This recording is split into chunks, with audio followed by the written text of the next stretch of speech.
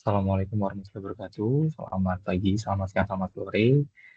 Perkenalkan kami dari mata kuliah Cyber Security Management menyampaikan hasil UAS kami terkait analisis e-government, di mana kami mengambil judul analisis manajemen keamanan cyber pada platform Cortex DGP. Ini merupakan integrasi infrastruktur jaringan, kepatuhan regulasi, serta simulasi pemetaan risiko ancaman. Anggota kelompok kami ada tiga. Yang pertama di sini Aditya Nanda Karunia, Fitria Suciningsi, dan saya Rizal Purwakajaya Kuduma. Untuk slide berikutnya akan disampaikan oleh saudara Cindy. Silahkan. Latar belakang untuk urgensi keamanan siber dalam transformasi Cortex DJP. Cortex mengintegrasikan seluruh proses bisnis perpajakan nasional, meliputi pendaftaran, pelaporan SPT, pembayaran, hingga pengawasan kepatuhan dalam satu platform yang terpusat.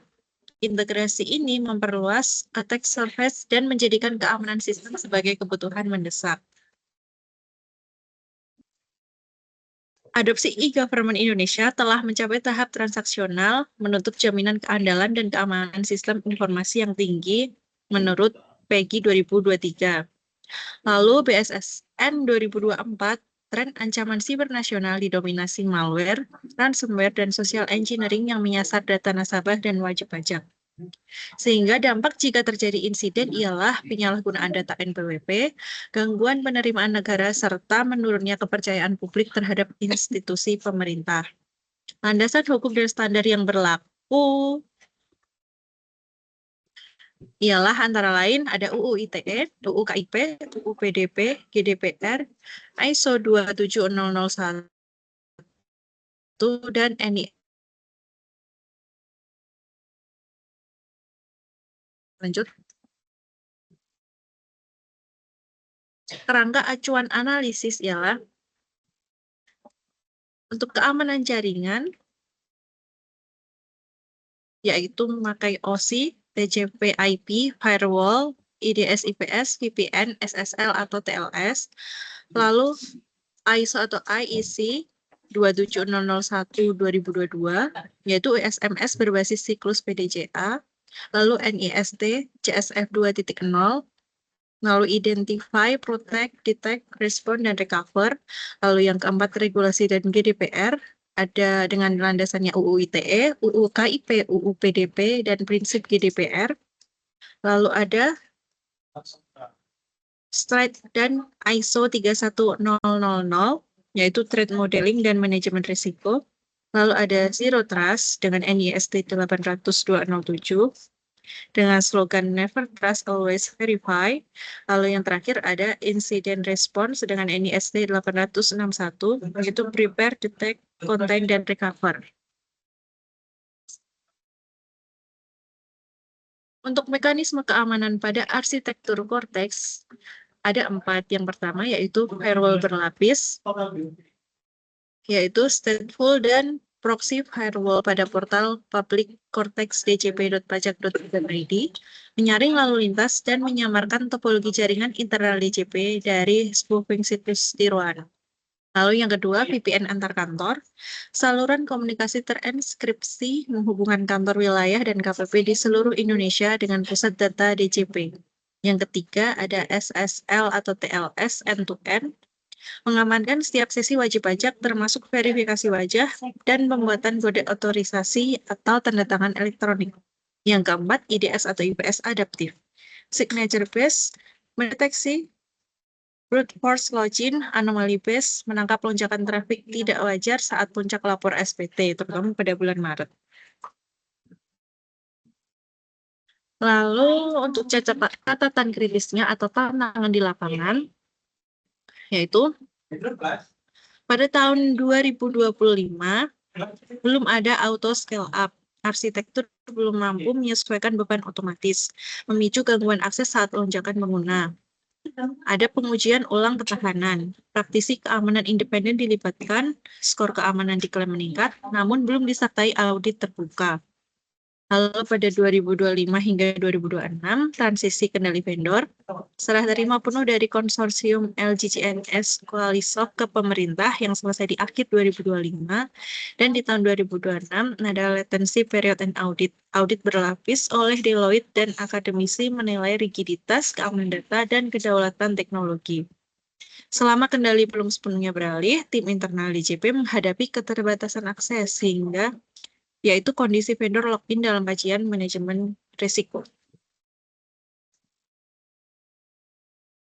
Untuk pengamanan data dan jaringan, yaitu tata kelola data di lingkungan DJP. DJP bersifat sebagai data controller. Sesuai amanat UU PDP nomor 27 tahun 2022, yaitu seluruh pemrosesan data, NIK hingga data finansial wajib berdasar hukum sah dan standar setara industri. Lalu ada audit berlapis. Deloitte menilai kesesuaian kontrak lembaga akademik independen mengaudit keamanan data dan kedaulatan teknologi. Yang ketiga, Zero Knowledge Verification, yaitu verifikasi NIK dikirim terenskripsi ke Dukcapil tanpa menyalin data kependudukan. Wujud data minimization ala GDPR. Dan yang terakhir yaitu pengawasan BSSN dan DRP. Pengawasan berkelanjutan BSSN didukung disaster recovery plan berupa backup offline terenkripsi.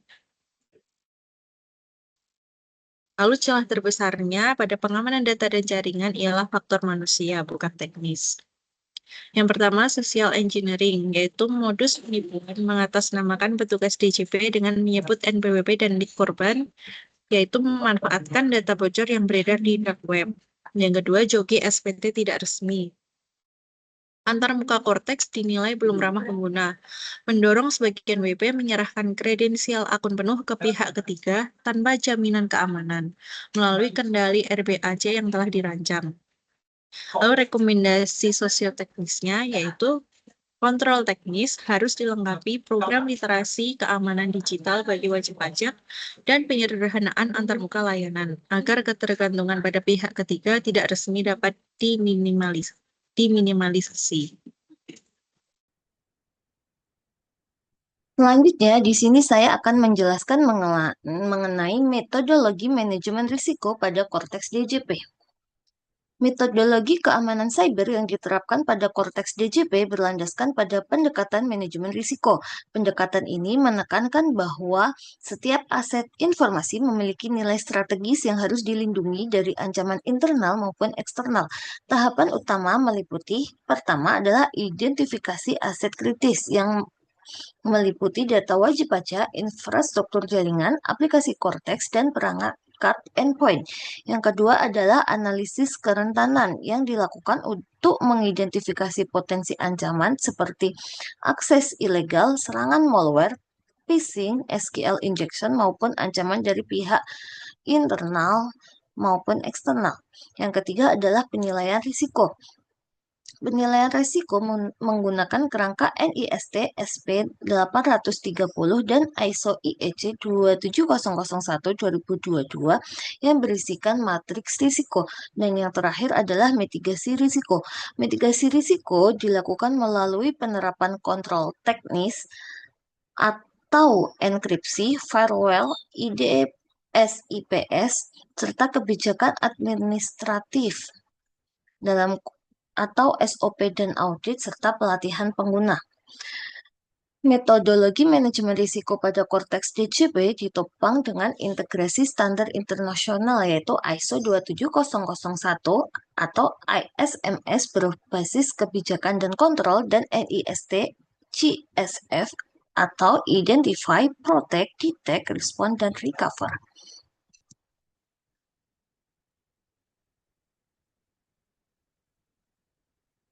Selanjutnya, saya akan membahas mengenai kepatuhan regulasi dan pemetaan risiko awal. Selain aspek teknis, keamanan cyber juga harus tunduk pada regulasi hukum. Regulasi ini memberikan legitimasi dan kepastian hukum dalam pengelolaan data wajib pajak. Beberapa regulasi yang relevan antara lain yang pertama adalah UU ITE atau Undang-Undang Informasi dan Transaksi Elektronik. UU ITE menjadi dasar hukum perlindungan data elektronik di Indonesia. Pada pasal 30-32 mengatur larangan akses ilegal, manipulasi, dan perusakan data elektronik. Kemudian yang kedua adalah UU KIP, keterbukaan informasi publik. UU KIP menjamin transparansi publik, namun mengecualikan data pribadi dan rahasia negara. Yang ketiga adalah GDPR Uni Eropa atau General Data Protection Regulation Uni Eropa.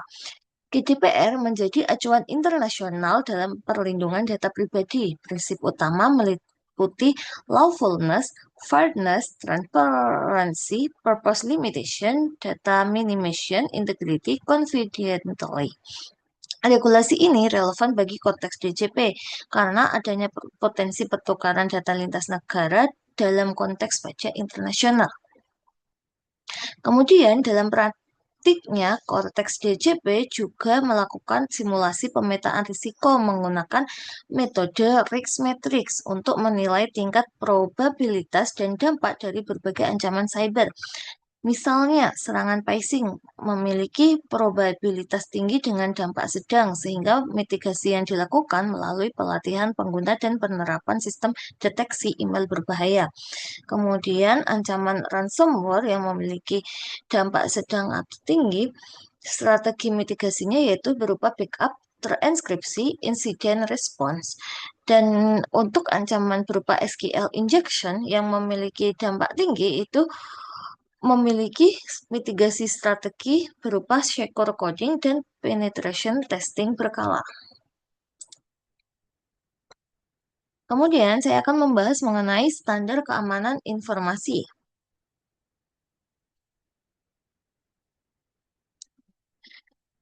Sistem standar keamanan informasi yang akan saya bahas yaitu mengenai ISO IEC 27001 dan NIST CSF yang saling melengkapi.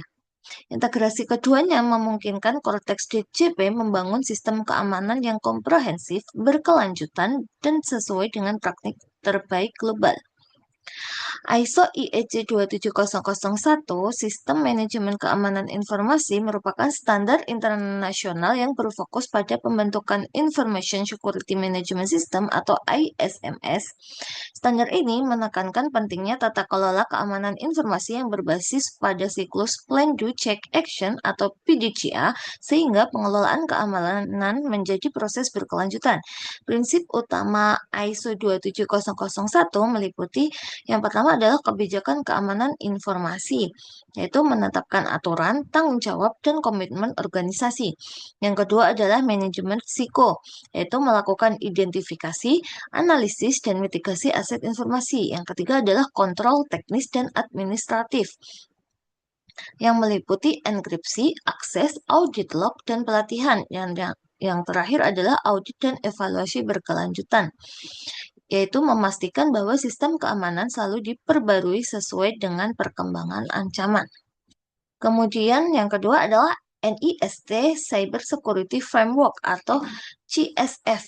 NIST CSF dikembangkan oleh National Institute of Standards of Technology atau NIST di Amerika Serikat sebagai kerangka kerja untuk meningkatkan keamanan infrastruktur kritis. Kerangka ini memberikan pendekatan yang lebih operasional dan praktis dalam mengelola keamanan cyber. NIST CSF terdiri atas 5 fungsi utama, yaitu identify atau kenali aset, sistem, dan risiko. Protect atau terapkan kontrol perlindungan. Detect, kembangkan mekanisme deteksi insiden. Respon, prosedur respon cepat dan efektif. Dan recover atau pemulihan operasi normal. Kemudian selanjutnya adalah strategi integrasi dan manfaat strategis. Strategi integrasi meliputi penyelarasan kebijakan, manajemen risiko terpadu, audit dan evaluasi komprehensif, dan kesadaran serta pelatihan pengguna. Sedangkan manfaat strategis bagi Cortex DJP dengan adanya penerapan ISO 27001 dan NIST CSF, yaitu yang pertama adalah meningkatkan kepercayaan publik terhadap sistem perpajakan digital. Yang kedua adalah memastikan kepatuhan hukum terhadap regulasi nasional dan internasional. Yang ketiga adalah mengurangi risiko kebocoran data wajib pajak yang dapat berdampak pada stabilitas fiskal negara. Yang keempat adalah meningkatkan efisiensi operasional melalui tata kelola keamanan yang terstruktur. Dan yang kelima adalah membangun daya tahan organisasi terhadap ancaman cyber yang semakin kompleks. Dengan strategi ini, Cortex DJP dapat menjadi model tata kelola keamanan siber di sektor publik Indonesia, sekaligus memperkuat posisi negara dalam menghadapi tantangan global di era digital.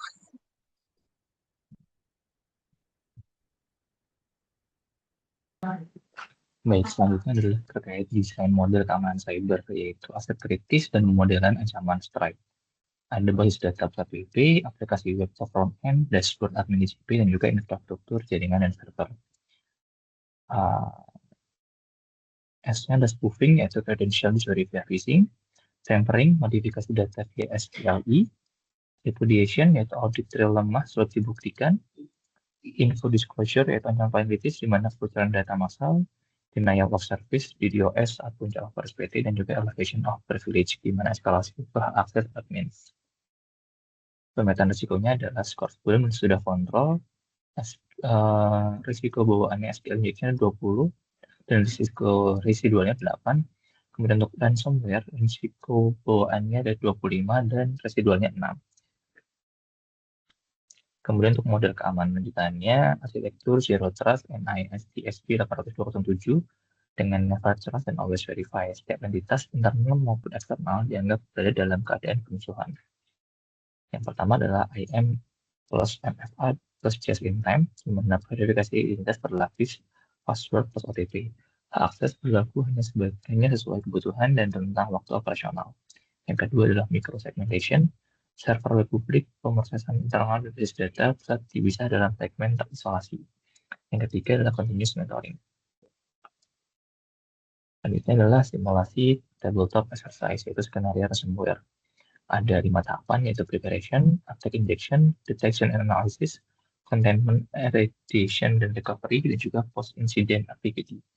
Melibatkan red team, dan boot team atau yang bertahan mengacu pada panduan NIST SP 861, di mana waktu pemulihannya 72 jam ke 4 jam, kemudian deteksi anomalinya dari 200 hari itu 40 menit, dan juga penyebaran serangan duplikasi yaitu satu segmen. Kesimpulannya, yang pertama adalah pemodelan threat dan matrix risiko 5x5 mengidentifikasi information disclosure dan denial of service sebagai risiko tinggi, ditekan melalui WAF, enkripsi, dan zero trust hingga ke tingkat risiko sisa yang dapat terima. Kedua, simulasi skenario ransomware membuktikan model zero trust plus AI efektif membatasi penyebaran serangan dan mempercepat pemulihan sistem dari 72 jam jadi 4 jam. Yang ketiga, keamanan cyber Cortex DJP menuntut metodologi manajemen risiko terstruktur yang selaras dengan kepatuhan hukum nasional. Yang keempat, integrasi ISO 2701 dan NIST CSF menghasilkan data kelola keamanan yang holistik, adaptif, dan berkelanjutan. Sarannya yang pertama adalah mempercepat kemandirian teknis, yang kedua memperkuat literasi digital, dan yang ketiga konsistensi manajemen risiko. Serta yang keempat adalah integrasi berkelanjutan. Baik, terima kasih atas kesempatan diberikan. Kami tutup. Wassalamualaikum warahmatullahi wabarakatuh.